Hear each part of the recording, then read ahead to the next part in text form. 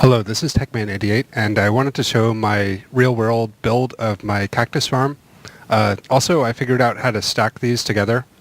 It's not too difficult. I'll show that a little bit later. But basically, these are the edge of the spawn chunks, the edge of the entity processing chunks. These gold lines there. So let me get up and I can show that a little bit better. So yeah, this gold line over here, and then the gold line like right there. So this is entity processing chunks. And I actually made a mistake. I meant to build this all in a single chunk, but I didn't check that before I started digging my hole. But I didn't find that that's so big of a disadvantage. Then the other parts I want to show about it. One other part is down here. This is the machinery. There's a couple things going on here.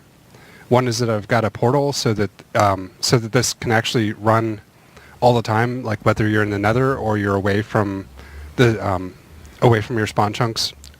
And I think that this works perfectly fine. This was suggested by Omango, but I didn't think it was necessary. But actually, that it is necessary.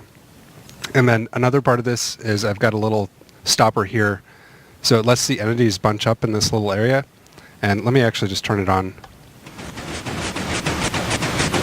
So it's going to let the entities all stack together into one. So you've only got one that's going to be sent over to another part of the world.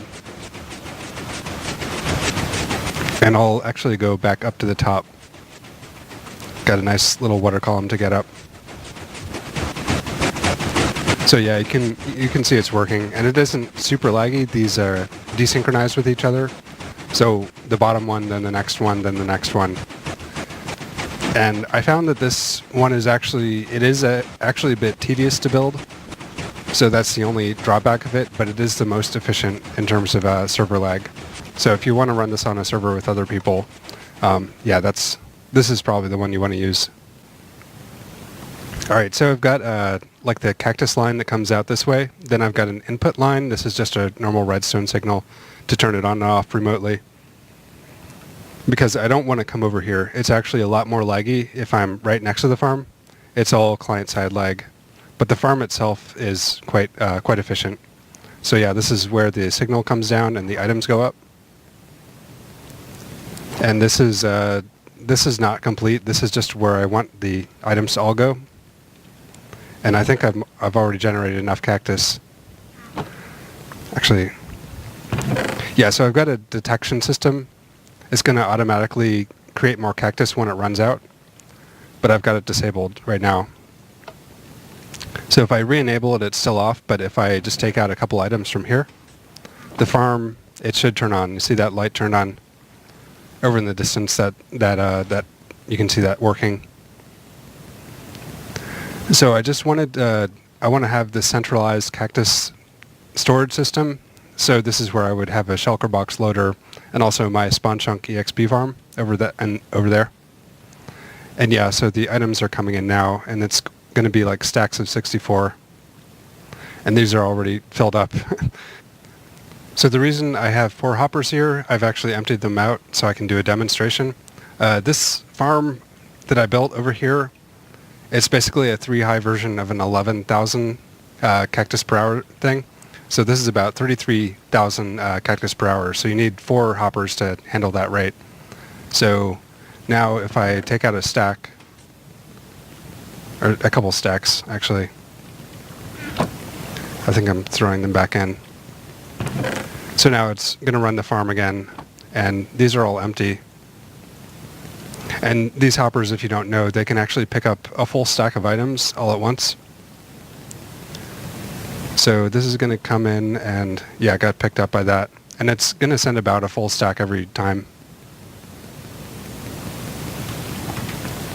So of course the first hoppers are going to fill up first.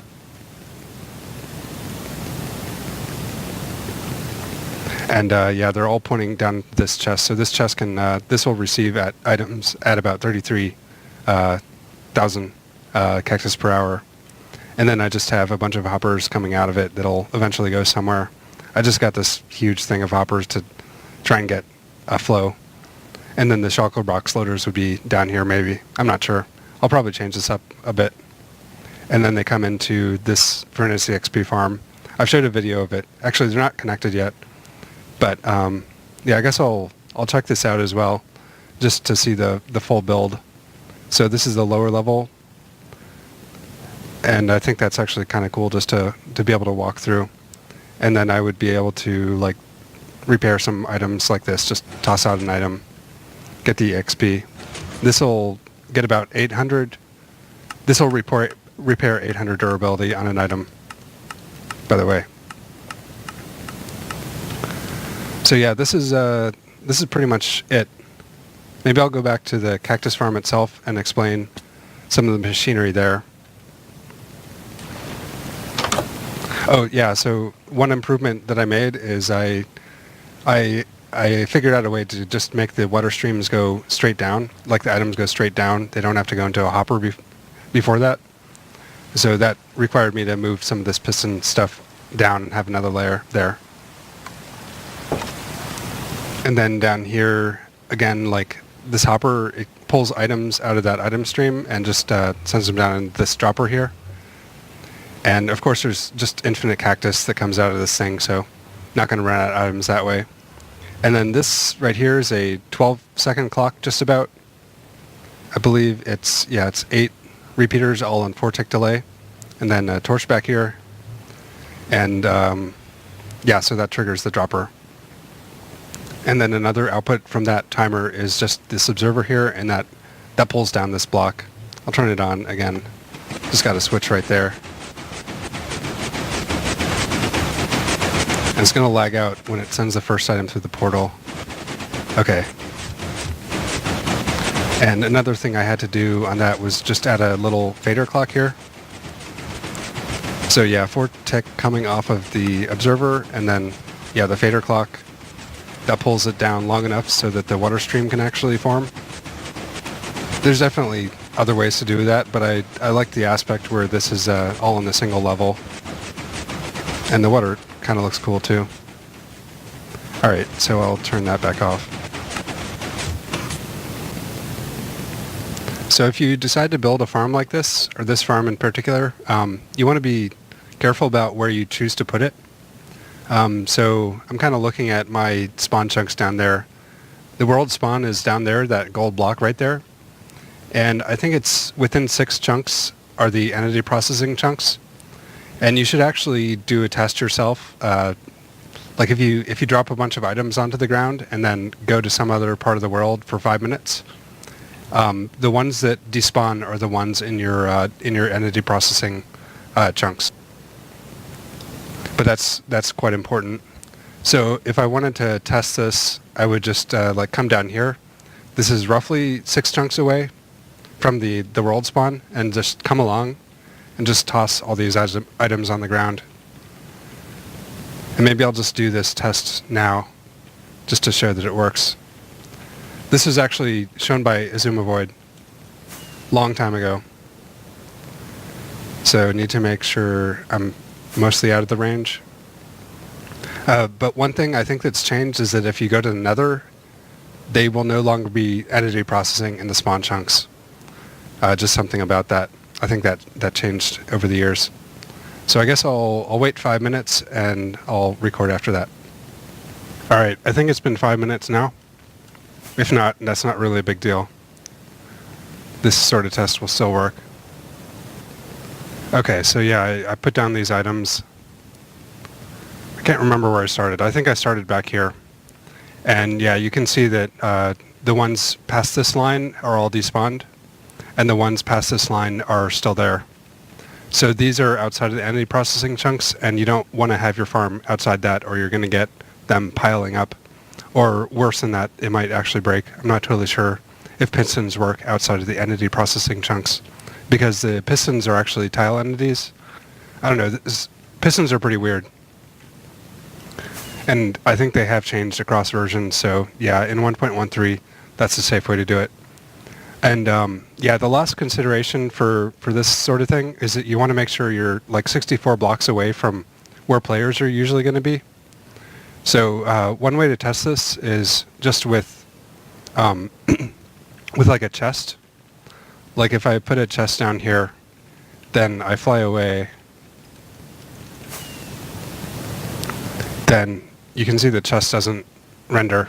But when I get closer, it renders. So like the line is somewhere around here, so I really don't want to be hanging out here too much, or it's going to lag from the farm. Just because it's mostly because of the particles rendering when the cactuses explode.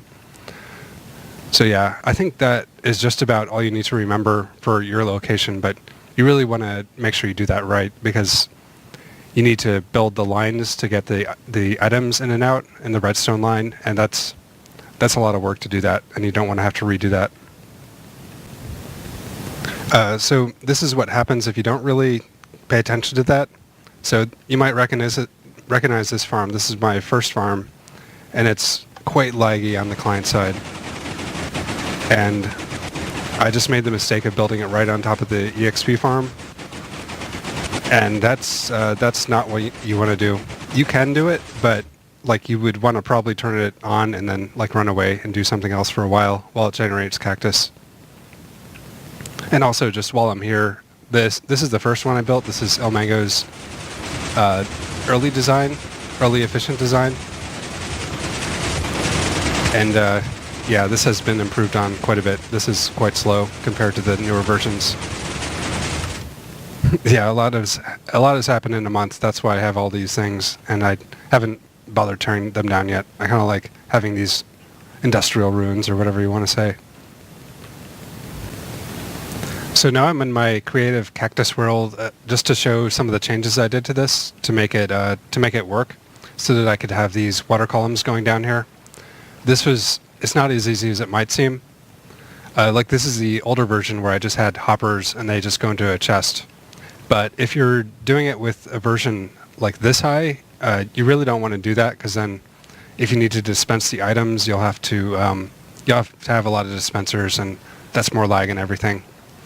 So yeah, the way I did this is I have a zerotick pulse generator going up and down. So this redstone block is going to pulse this piston up here, and there's a block right here above it, so it's going to move that block up and down. I'll just replace this with a solid block so you can see that in action.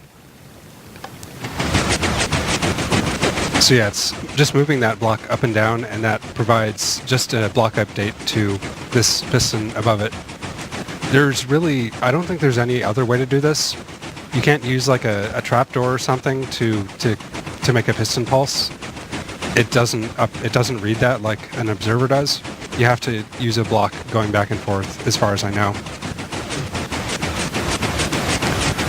So that's that. I've also got another demonstration version here where I'm doing this repeatedly, and I just have a narrow version of the whole thing. Yeah, I don't think this would be quite as efficient as this design, just because it has less pistons that you can use to make cactus. But this is certainly an option.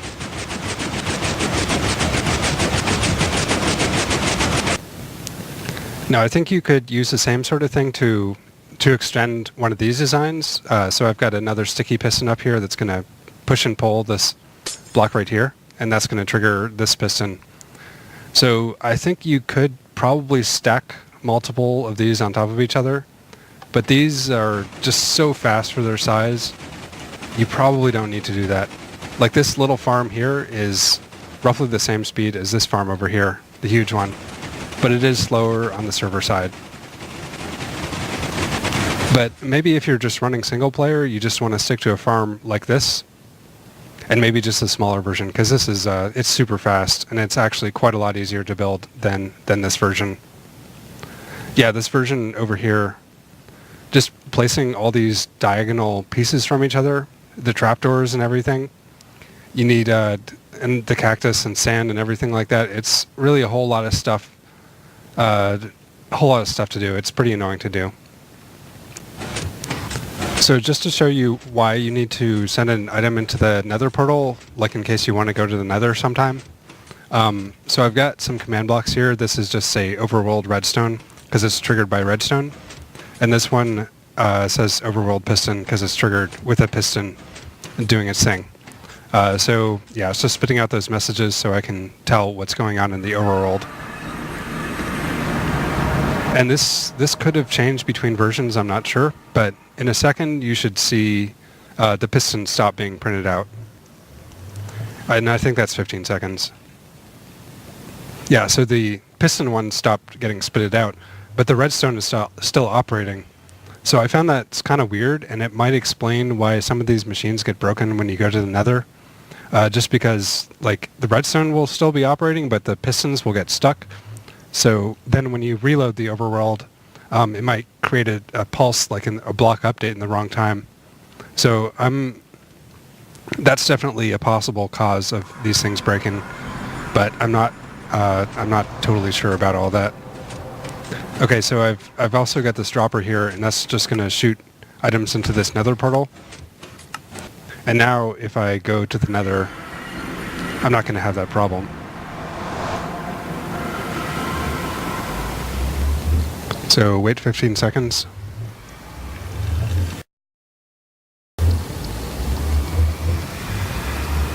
Alright, so I think that's been 15 seconds already, and it's not stopping anymore. So that's why you send an item into the Nether portal every 15 seconds. I think this has always been the case, that this will help machines work. But yeah, who knows? I just wanted to retest this for myself, and it might be interesting. So my eventual goal for all this is that I can have EXP farms like all across the world wherever I might need EXP. But then I can just have a single cactus farm like this one. So like I could come down here and just like get a bunch of chocolate boxes loaded up with stuff. And it's automatically going to run the farm, and I think it should be fully reliable. It shouldn't break if you go to the Nether or anything like that, and I just really like that aspect. I don't like coming and having to like run the farm when I run out of items or something like that. So in a second, I think this should run out of items. So one problem that I thought I might run into is just this thing going from 63 to 64 items, and that's what happens. You might have been able to hear it in the background, just this going up and down, and now it's lost its piston. So I'm going to fix that now. So to fix this, I'm just going to add a little signal extender. So when this turns on, when it wants to run the machine, it's just going to always stay on for a little bit. Because what was happening is this torch right here would just blink on and off. It would eventually burn out, and that would fix it pretty much. But yeah, just having that on there, it should make it a little more steady. So I guess I'll take a couple items out of that and see if the problem regenerates or resurfaces. Well, turned off that time. It's kind of tough to tell. These hoppers are weird. Yeah, it blunk there. But the problem wasn't as bad. This piston wasn't moving up and down. But that's really just a minor issue. So I think I've got a solution to that problem. Not too much. So when it runs out of items, it's going to turn off this little simple fader clock. And I'll try and get it into that state where it's going up and down and up and... So this is what it looks like if it's pulsing on and off, but this fader clock just takes care of that.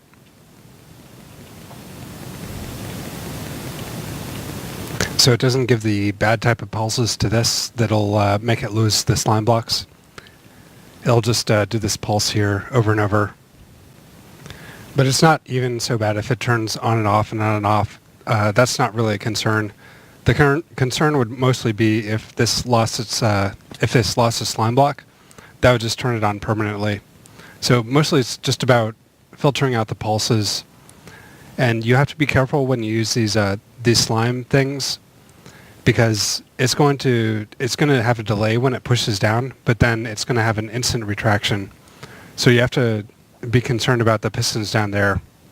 So just having like a 2-tick repeater before this wouldn't be enough. You really need about 6 ticks. Like the minimum would be about 6-tick pulse that you could give on that, just because there's a couple of slime blocks going down. Maybe I'll go just look at that real quick. It's basically like this. This is actually in the Minecraft wiki. So a couple of these where it's the redstone block comes down and touches a redstone dust, it puts power into this block and that pushes down the next piston.